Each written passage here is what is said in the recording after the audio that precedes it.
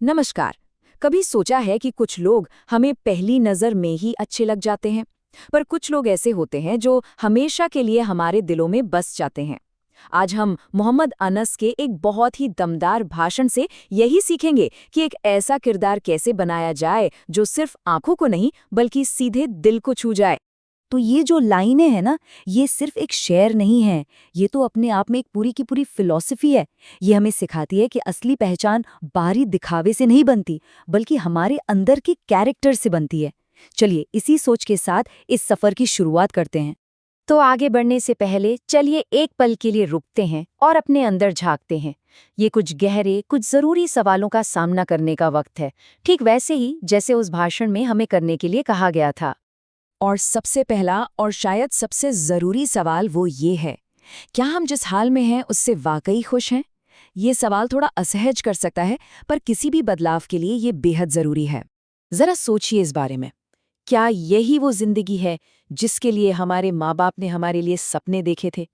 क्या उनकी दिन रात की मेहनत और कुर्बानियों का यही नतीजा होना चाहिए? असल में ये सवाल हमें अंदर तक झकझोरते हैं, हमें हमारी जिम्मेदारियों का एहसास दिलाते हैं और हमें कुछ बेहतर करने के लिए उकसाते हैं। देखिए, कोई भी बदलाव बाहर से शुरू नहीं होता, वो हमेशा अंदर से शुरू होता है। और इसकी शुरुआत होती है हमारे जहन, यानी हमारे दिमाग की साफ सफाई से। ये इस पूरी बातचीत का एक बहुत ही बुनियादी सिद्धांत है। कभी गौर किया है कि हम अपना दिन शुरू कैसे करते हैं? सुबह उठते ही घर की सफाई होती है, ऑफिस पहुंचते हैं तो वहां सफाई होती है, यहाँ तक कि हमारी गलियां भी साफ की जाती हैं।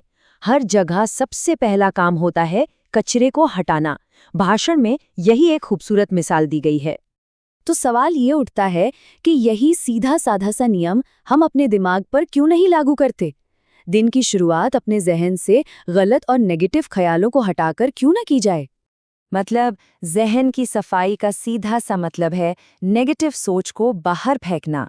क्योंकि बात बड़ी सीधी है, अगर दिमाग में कचरा होगा तो जुबान से भी तो कचरा ही निकलेगा, और अगर जहन में अच्छे ख्याल होंगे तो जुबान से अपने आप सुनहरे शब्द निकलेंगे।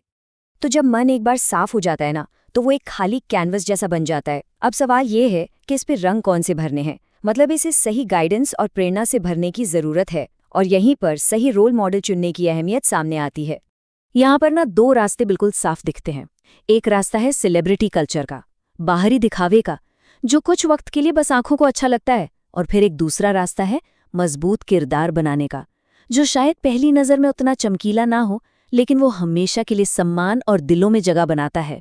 भाषण हमें हजरत फातिमा जैसे किरदारों से प्रेरणा लेने को कहता है, जो सब्र की एक मिसाल थीं, या फिर हजरत खदीजा, जो न सिर्फ एक कामयाब बिजनेस वुमन थीं, बल्कि उन्होंने अपनी ईमानदारी और अपने उसूलों को हमेशा सबसे ऊपर रखा।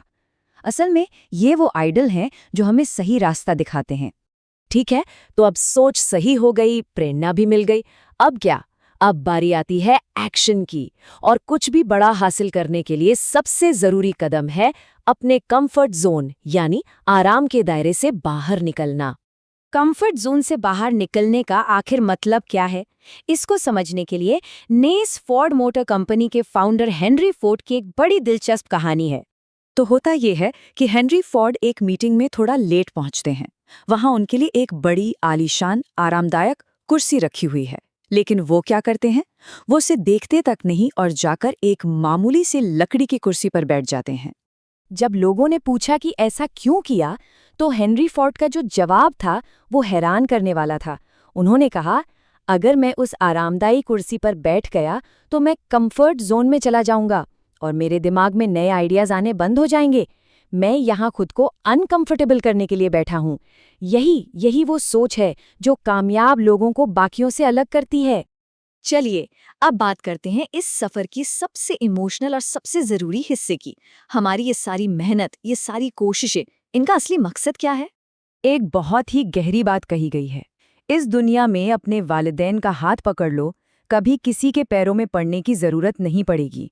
अपने माँ बाप का सम्मान और उनका साथ हमें वो ताकत देता है कि हमें किसी और के सामने झुकने की जरूरत ही नहीं पड़ती। असल में हमारी सबसे बड़ी प्रेरणा कहीं बाहर नहीं है, वो हमारे वालिदैन की कुर्बानियां हैं। जब हम उनकी मेहनत को देखते हैं ना, तो समझ आता है कि हमें विरासत में क्या मिला है। हमारा बस एक ही मकसद होना चाहिए कि हम उनके लिए फ़ख्र की वजह बने। और देखिए, घूम फिर कर हम वापस वहीं आ गए जहां से हमने ये सफर शुरू किया था।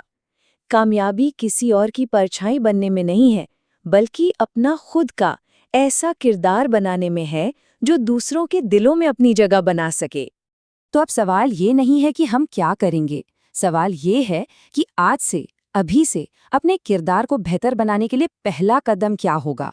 ये एक ऐसा सवाल है जो हम सबको खुद से पूछना चाहिए।